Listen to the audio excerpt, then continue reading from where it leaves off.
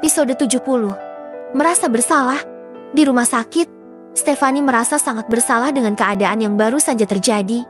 Wanita itu tidak menyangka bahwa kekasih dari Angga akan datang ke rumah sakit. Apakah dia tadi sangat keterlaluan sehingga membuat seorang wanita sakit hati? Tidak seharusnya dia meminta Angga untuk menikahinya, bahkan dengan lancang memeluk pria yang sudah menyelamatkannya itu. Bagaimana ini? Seharusnya aku tidak mengatakan hal yang tidak-tidak. Bukankah Tuan Angga sudah berjanji akan membantuku terlepas dari Tuan Max? Kenapa aku tidak tahu diri banget? Sih, gumam wanita itu menyesal. Sungguh ini bukanlah yang ia inginkan. Dia harus minta maaf terhadap wanita yang tadi dikejar oleh Angga yang tidak lain adalah calon istrinya. Stefani menyesal dengan sikapnya yang sangat tidak bisa ditoleransi, bahkan terlalu berani itu. Memeluk pria yang sudah memiliki calon istri, bahkan memintanya untuk dinikahi, ya Tuhan. Ini bukanlah tipe Stefani sama sekali.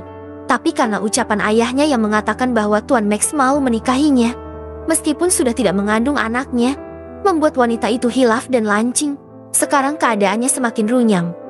Dia tidak tahu harus bagaimana lagi meredam masalah yang baru saja dia lakukan.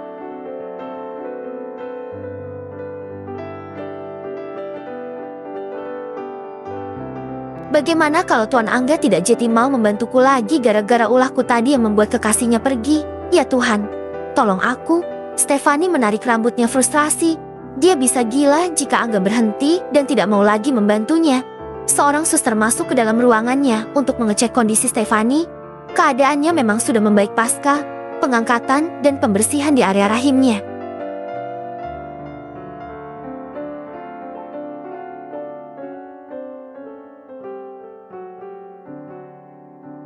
Saya periksa dulu. Ya, ucap suster tersebut mengecek infus dan selangnya. Maaf suster, saya mau tanya, apakah tadi memang benar seorang wanita yang datang? Tanya Stefani.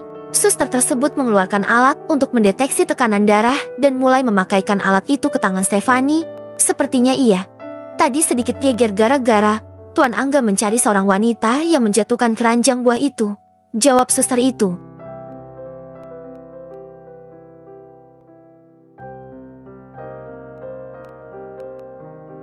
Seorang dokter wanita masuk dan melihat pemeriksaan yang dilakukan oleh suster tadi pada Stefani. Perkembangan Anda sudah bagus. Mungkin besok sudah boleh pulang dan setelah ini tidak perlu diinfus lagi. Jadi tinggal menghabiskan infus yang ada. Jelas dokter itu.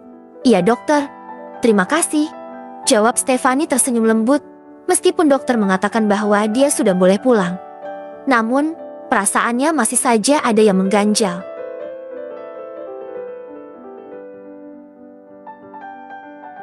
Mengenai ayahnya, Tuan Max dan juga dengan Angga. Kenapa aku harus berurusan dengan pria-pria itu? Batin Stefani.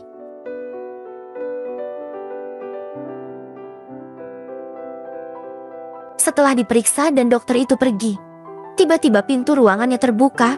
Stefani kira itu adalah Angga yang sudah kembali bersama kekasihnya dan dia akan meminta maaf langsung tentang kesalahpahaman yang terjadi tadi.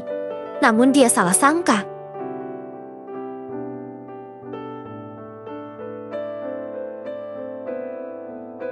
Aku dengar kamu sudah sehat, dan besok sudah bisa pulang. Jadi nanti kalau kamu sudah pulih, kita langsung bisa siapkan acara pernikahanmu dengan Tuan Max. Ingat, kamu kali ini tidak boleh kabur, karena aku tahu apa yang akan kamu rencanakan, Stefani.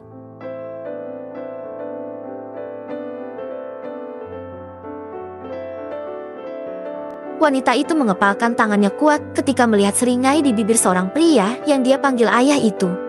Ingin rasanya Stefani mengubur dirinya ke dalam tanah, ataupun lari sejauh mungkin dari ayahnya yang jahat itu. Namun, lagi-lagi Stefani masih merasa takut jika harus kehilangan nyawanya.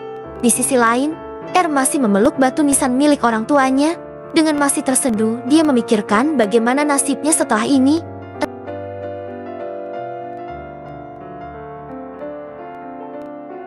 Entah kenapa dengan melihat Angga dipeluk oleh Stefani membuat dirinya merasa sakit hati. Apalagi dengan ucapan Stefani yang ingin dinikahi oleh Angga. Dan yang tidak habis dipikirkan adalah kenapa kekasihnya itu mau saja dipeluk seperti itu. Bahkan dia mendengar sendiri kalau Angga akan bertanggung jawab dan membuat Stefani tidak akan menikah dengan Max.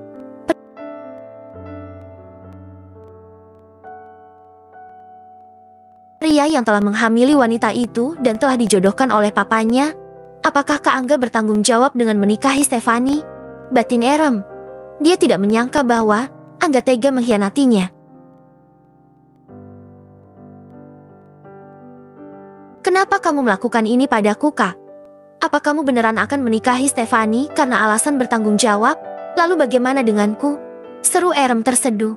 Wanita itu merasa 77, dia semakin sensitif.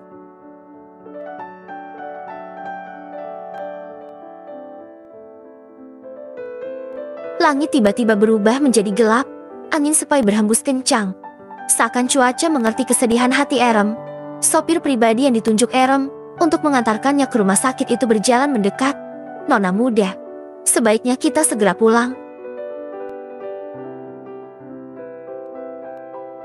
Sepertinya hujan akan segera turun, ucap sopir pribadi Dedirian yang terlihat masih muda itu.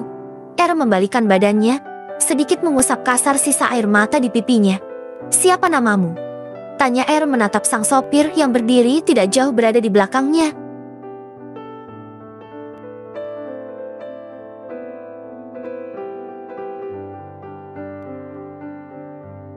Pria itu langsung menunduk, tidak berani menatap nona mudanya. Tentu saja dia merasa sangat tidak pantas jika harus bertatap langsung dengan Erem. Dia tidak menjawab pertanyaan Erem, melainkan berbicara hal lain. Kita harus segera pulang, Nona. Nanti Tuan Besar dan Nyonya Besar akan mencari Anda. Jawab sopir tersebut. Erem mendengus kesal. Sebenarnya sopir itu sadar sejak tadi jika nonanya ini tengah bersedih. Aku bertanya apa padamu? Seru Erem jengkel. Sungguh suasana hatinya tidak bisa diganggu dan hanya ingin dituruti. Sopir itu mengangkat wajahnya dan menatap Erem. Dia sungguh tidak tega melihat wajah cantik nona mudanya yang masih berlinang air mata itu. Bahkan masih terlihat di sudut matanya genangan air yang seperti akan jatuh. Nama saya Anton, Nona. Mari segera pulang. Jawab Anton singkat. Anton, di mana rumahmu? Tanya Erem lagi.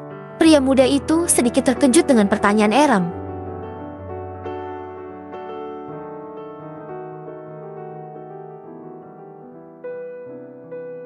Memangnya kenapa? Nona, tanya pria itu sedikit canggung. Ajak aku ke sana. Nona, jangan bertindak seperti ini. Nanti saya akan dipecat. Jawab Anton cepat. Bersambung.